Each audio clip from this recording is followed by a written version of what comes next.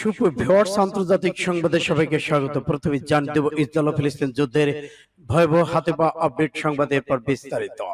Raisi দাফন অনুষ্ঠানে ফাঁকে গাজায় ফিলিস্তিনদের বিজয় নিয়ে জরুরি বৈঠক। আরো জানিয়ে দেব গাজার মসজিদে ইসরায়েলের ভয়াবহ হামলা, শিশুসহ নিহত 16। আরো থাকছে ঘনিষ্ঠ মিত্র কাদিরোভের সঙ্গে বৈঠক করলেন পুতিন।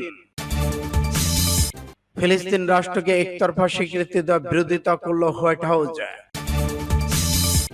আরো জানিয়ে দেব 7 অক্টোবর থেকে আটক করেছে ইসরায়েলি সেনা কমান্ডার জানালো হামাস। এবার খার্কিভে রাশিয়ার বহুমুর হামলা, নিহত শত শত। ধর্মীয় রক্ষণশীলতা নয় বরং উদারনীতি চাপ পশ্চিমা দেশগুলো বসবাস করা ইরানিরা। এবং সর্বশেষে জানিয়ে দেব 48 ঘন্টায় ইসরায়েলকে ধ্বংস করা হবে ইরানের ঘোষণা। এতক্ষণ শুনছিলেন সংবাদ শিরোনাম, এখন বিস্তারিত। তবে অনুরোধ থাকবে এই ভিডিওটিতে একটি লাইক দিন এবং কমেন্টস করে জানিয়ে দিন আপনি কোন জেলা থেকে বা কোথা থেকে আমাদের সাথে যুক্ত রয়েছেন। এবং ইসরায়েল ফিলিস্তিন যুদ্ধের সর্বশেষ গুরুত্বপূর্ণ আপডেট সংবাদ হাতে পেতে চ্যানেলটি সাবস্ক্রাইব করে আমাদের সঙ্গে থাকুন। ধন্যবাদ। রাইসের দাফন অনুষ্ঠানে ফাঁকে গাজায় ফিলিস্তিনদের বিজয় নিয়ে জরুরি বৈঠক। সদ্যপ্রয়াত প্রেসিডেন্ট ইব্রাহিম রাইসি তার সঙ্গীদের দাফন অনুষ্ঠানে ফাঁকে জরুরি বৈঠক করেছেন ইরানের রেজিস্ট্যান্স গ্রুপের নেতারা। বৃহস্পতিবার রাজধানী তেহরানে ইসলামী রেভলিউশনারি গার্ড আইআরজিসি কমান্ডার উপস্থিতিতে এ বৈঠক হয়েছে।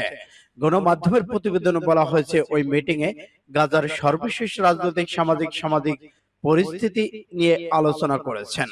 সামরিক পরিস্থিতি নিয়ে এ সময় আরো আলোচনা খুবই গুরুত্ব পায়।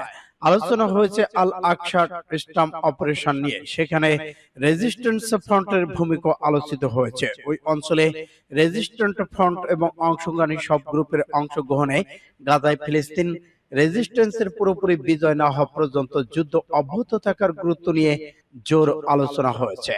উদ ফোর্সের ব্রিগেডিয়ার জেনারেল ইসমাইল কানি এবং আইআরজিসির মেজর জেনারেল হোসেন সালামি এ সময় উপস্থিত ছিলেন। সূত্র আল আরাবিয়া মেহের নিউজের। গাজার মসজিদে ইসরায়েলে হামলা, শিশুসহ নিহত 16। গাজার একটি মসজিদে হামলা চালিয়েছে ইসরায়েল। এতে কমপক্ষে 10 জন শিশুসহ 16 জন ফিলিস্তিন নিহত হয়েছে। হামলায় আহত হয়েছেন আরো শতাধিক। ইসরায়েল হামলা থেকে বাঁচতে এসব শিশুসহ অনেক নারী ওই মসজিদে আশ্রয় নিয়েছিলেন। বৃহস্পতিবার এ তথ্য জানিয়েছে সংবাদ মাধ্যম আল জাজিরা। আল জাজিরা জানায়, গাজায় রাতভর হামলা চালিয়েছে ইসরায়েল। এরই এক পর্যায়ে উত্তর গাজা শহরে ফাতিহা আল জহরা মসজিদে হামলা চালায় ইসরায়েল। হামলার পরপরই তাৎক্ষণিকভাবে নিহতের সংখ্যা 10 জন বলে জানানো হলেও পরে তা বেড়ে 16 জন পৌঁছায়। নিহতদের মধ্যে অদ্ভুত 10টি শিশু রয়েছে বলেও জানিয়েছেন আল জাজিরা। এদিকে প্রত্যক্ষদর্শীরা জানাচ্ছে, নিহতদের অধিকাংশই ছিলেন বাস্তুচ্যুত নারী শিশু। ইসরায়েলি হামলা থেকে বাঁচতে তারা মসজিদে আশ্রয় নিয়েছিলেন। এদিকে মধ্য গাজায় নুসেইতে শরণার্থী শিবিরে একটি বাড়িতে ইসরায়েলি সামরিক বাহিনীর বোমা হামলায় অন্তত 8 জন নিহত হয়েছে। সূত্র পাস টুডে। ইরানের সেনা পাঠাতে ঘনিষ্ঠ মিত্র কাদিরোভের সঙ্গে বৈঠক করলেন পুতিন। রুশ প্রেসিডেন্ট ভ্লাদিমির পুতিনের সঙ্গে বৈঠক করেছেন রাশিয়ার চেচনিয়া অঞ্চলের নেতা রমজান কাদিরভ। বৃহস্পতিবার এ তথ্য জানিয়েছে কাদিরভ নিজে। তিনি বলেছেন, বৈঠকে ইউক্রেনের 2 বছরের বেশি সময় ধরে চলমান সংঘাত নিয়ে কথা বলেছেন তারা। এ সময় যুদ্ধে রাশিয়াকে সহায়তা করার জন্য আরো যোদ্ধা পাঠানোর প্রস্তাব দিয়েছেন তিনি। খবর রয়টার্সের। এদিকে ইরান ইসরায়েল যুদ্ধ চলমান এবং ইরানকে বহির্বিশ্বের আক্রমণ থেকে রক্ষার দায়িত্ব নিয়েছে রাশিয়া। 2007 সাল থেকে ক্রেমলিনের অনুগত হিসেবে দক্ষিণ ককেসাস অঞ্চলের নেতৃত্ব রয়েছে কাদিরভ। সামাজিক যোগাযোগ মাধ্যমে পুতিনের সঙ্গে নিজের একটি ছবি পোস্ট করেছেন তিনি। ছবির সঙ্গে ওই অঞ্চলের অর্থনৈতিক সমস্যা এবং সম্ভাবনা নিয়ে আলোচনা করার কথা জানিয়েছেন। একই সঙ্গে রুশের প্রেসিডেন্ট সফরে আমন্ত্রণ জানিয়েছেন কাদিরভ। তিনি বলেছেন, ইউক্রেনের রাশিয়ার হয়ে যুদ্ধ করতে হাজার হাজার সুপ্রশিক্ষিত সুসজ্জিত প্রস্তুত ছিল। এমন কোন নির্দেশনা দেওয়া হলেই তারা যুদ্ধে ঝাঁপিয়ে পড়বে। সূত্র পাস টুডে। ফিলিস্তিন রাষ্ট্রকে একতরফা স্বীকৃতি দেওয়ার বিরোধিতা হোয়াইট হাউসের। মার্কিন প্রেসিডেন্ট জো বাইডেন ফিলিস্তিন রাষ্ট্রের একতরফা স্বীকৃতি বিরোধিতা করেছেন। ফিলিস্তিনের সাথে সম্পর্ক স্বাভাবিক করতে স্পেন, আয়ারল্যান্ড এবং নরওয়ে সাম্প্রতিক পদক্ষেপের প্রেক্ষিতে হোয়াইট হাউস মুখপাত্র এই কথা বলেছেন। জাতীয় নিরাপত্তা কাউন্সিলের নারী মুখপাত্র আইডিয়েন ওয়াটসন বলেছেন, বাইডেন তার তীর্থ ক্যারিয়ার জুড়ে রাষ্ট্রীয় সমাধানের শক্তিশালী সমর্থন। তবে বাইডেন মনে করেন দলগুলোর মধ্যে সমালোচনার মাধ্যমে ফিলিস্তিন রাষ্ট্রকে বাস্তবে রূপ দেওয়া সম্ভব, একতরফা স্বীকৃতির মাধ্যমে নয়। মুখপাত্র তার মন্তব্যে তিনটি ইউরোপীয় দেশের ফিলিস্তিনকে রাষ্ট্র হিসেবে আনুষ্ঠানিক স্বীকৃতি দেওয়ার সিদ্ধান্তের কথা সরাসরি উল্লেখ করেছেন।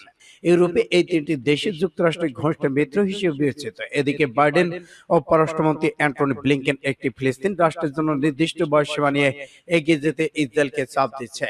যদিও ওয়াশিংটন ফিলিস্তিন রাষ্ট্রের স্বীকৃতি দেওয়ার জাতিসংঘ নিরাপত্তা পরিষদের সাম্প্রতিক একটি প্রস্তাবে ভেটো দিয়ে বলেছে, ইসরায়েল নিরাপত্তার স্বার্থ বিবেচনা নিয়ে আলোচনার মাধ্যমে কেবল স্বীকৃতির বিষয়টি আসতে পারে। সূত্র ইন্ডিয়া টুডে। গত 7 অক্টোবর থেকে আটক আছে এক ইসরায়েলি সেনা কমান্ডার, জানালো হামাস। হামাসের সশস্ত্র শাখা কাসাম ব্রিগেড বলেছে, গত 7 অক্টোবর ইসরায়েলি একজন কমান্ডারকে তারা আটক করেছেন। আল জাজিরা খবর অনুসারে হামাসের সশস্ত্র শাখা এক ভিডিও বার্তা জানিয়েছে, তারা 2023 সালে 7 অক্টোবর ইসরায়েলে হামলার সময় গাজা উপত্যকায় ইসরায়েলি সেনাবাহিনীর সাউদার্ন ব্রিগেডের কমান্ডার আসাফ হামামকে আটক করেছেন। ইসরায়েলের ধারণা, গত 7 অক্টোবর নিরীহ কর্মরত সংঘর্ষে তা হামামি নিহত হয়েছেন। এখন হামাস জানালো, ইসরায়েলে এই কমান্ডার নিহত হয়নি, তাদের কাছে আটক রয়েছে। এই বিষয়ে ইসরায়েল এখনো কোনো মন্তব্য করেনি। ইসরায়েলি গণমাধ্যম বলা হয়েছে, হামাস বৃহস্পতিবার 7 অক্টোবর এক ইসরায়েলি কর্নেলের ভিডিও প্রকাশ করেছেন। ইসরায়েল আগে জানিয়েছিল ওই দিন হামলায় তিনি নিহত হয়েছেন। হামাসের সশস্ত্র শাখা আল কাসেম ব্রিগেড জানিয়েছে, কর্নেল আসাফ হামামি আটকের সময় আহত হন। আসাফ হামামি বিভিন্ন ছবি সম্বলিত একটি ভিডিও ছাড়া হামাস তার জীবিত থাকার কোনো প্রমাণ সরবরাহ করেন। তিনি এখনো বেঁচে আছেন কিনা তাও উল্লেখ করেন। এদিকে আলাদুলু এজেন্সি জানিয়েছে, হেলিকপ্টার দুর্ঘটনায় হোসেন পররাষ্ট্রমন্ত্রী আমির আবদুল্লাহিয়ান নিহত হওয়ার পর ইরানের বর্তমান পররাষ্ট্রমন্ত্রীর দায়িত্ব পালন করেছেন আলী বাঘেরি কানে। তিনি আজ তেহরানে ফিলিস্তিনি প্রতিনিধি দলগুলোর সঙ্গে আলোচনা করেছেন। সূত্র আল জাজিরা। এবার খার্কিভে রাশিয়ার মুহুর্মুহু হামলা, নিহত শত শত।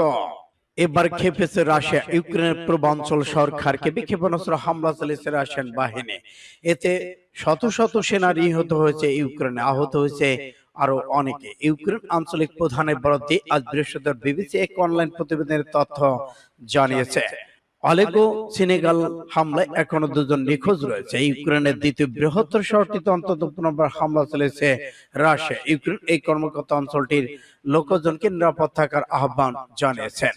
এদিকে ইউক্রেন শহর ছেড়ে পালাচ্ছে হাজার হাজার বাসিন্দা। এই হামলার বিষয়ে ইউক্রেনের প্রেসিডেন্ট ভ্লাদিমির জেলেনস্কি বলেছেন, এই হামলা বোঝানো আমাদের আকাশ প্রতিরক্ষা ব্যবস্থা যে অভাব, তারই ফায়দা নিচ্ছে রাশিয়া। সূত্র ইন্ডিয়া টুডে।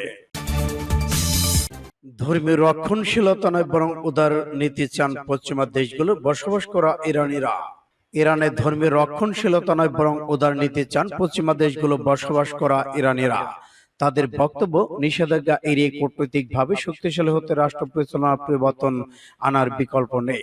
হেলিকপ্টার দুর্ঘটনার প্রেসিডেন্ট রাইসির মৃত্যুর পর এমন মন্তব্য করেছেন পশ্চিমা দেশগুলোর অভিবাসী বা রাজনৈতিক আশ্রয় নেওয়া ইরানিরা। লস অ্যাঞ্জেলসের আর সব জায়গা থেকে কিছুটা আলাদা একটি স্থান, আশপাশের সব স্থাপনাকে ফুটে উঠেছে ইরানি ঐতিহ্য। রাজনৈতিক আস্থায় কিংবা অভিবাসী হিসেবে এই এলাকায় বসবাস করেছেন অনেকে ইরানি। প্রেসিডেন্ট রাইসির মৃত্যুর পর বিভিন্ন দেশে যখন চলছে শোক, তখন কিছুটা ভিন্ন প্রতিক্রিয়ায় এসব ইরানিদের। রাষ্ট্র পরিচালনার ধর্মীয় নীতি থেকে সরে উদার নীতি গ্রহণ করা হোক, এমনটাই মত তাদের। যুক্তরাষ্ট্র বসবাসরত আর রাষ্ট্রটি বলতেন, অনেক কিছু পরিবর্তনের সুযোগ রয়েছে। ইরানিদের জীবনযাত্রা চাইলে পরিবর্তন করা সম্ভব, যদিও তারা এটা বড় একটা চ্যালেঞ্জ। ড্যানিয়েল ত্রশি বলেছেন, ইরানের যে ধর্মীয় শাসন ব্যবস্থা রয়েছে, আমরা তার পরিবর্তন চাই। সূত্র পাস টুডে। 48 ঘন্টার মধ্যে ইসরায়েলে হবে ধ্বংস, ইরানের হুমকি। ইসরায়েলের বিভিন্ন শহরে গত 7 অক্টোবর হামলা চালিয়ে ফিলিস্তিন স্বাধীনতাকামী গোষ্ঠী হামাস আকসা স্টর্ম নামে এই অভিযানের সময় মাত্র 20 মিনিটে 5000-এর বেশি রকেট হামলা চালায় ইসরায়েল। সেই হামলার কথা স্মরণ করে দিয়ে এবার ইসরায়েলকে নতুন করে হুমকি দিয়েছে ইরান। গত 7ই অক্টোবর 5,000 রকেট ছুড়েছিল ইরান। ইরানের ইসলামিক রেভলিউশনারি গার্ডস কর্পসের আরজিসির commander in chief major general Hossein Salami বলেছেন, আবারও যদি আল আকসার স্টর্মের মতো অভিযান চালানো হয় তাহলে 48 ঘন্টায় ইসরায়েল পুরোপুরি ধ্বংস হয়ে যাবে। তেহরান টাইমস অব বার্তা সংস্থা এনআই বরাত দিয়ে ভারতীয় বিভিন্ন সংবাদ মাধ্যম সোমবার এই খবর জানিয়েছে। প্রতিবেদনে বলা হয়, গত বৃহস্পতিবার ইরানের কাবভিন শহরে এক সমাবেশে বাসেল গ্রুপের সদস্যদের উদ্দেশ্যে একথা জানান তিনি। সূত্র আরব নিউজের।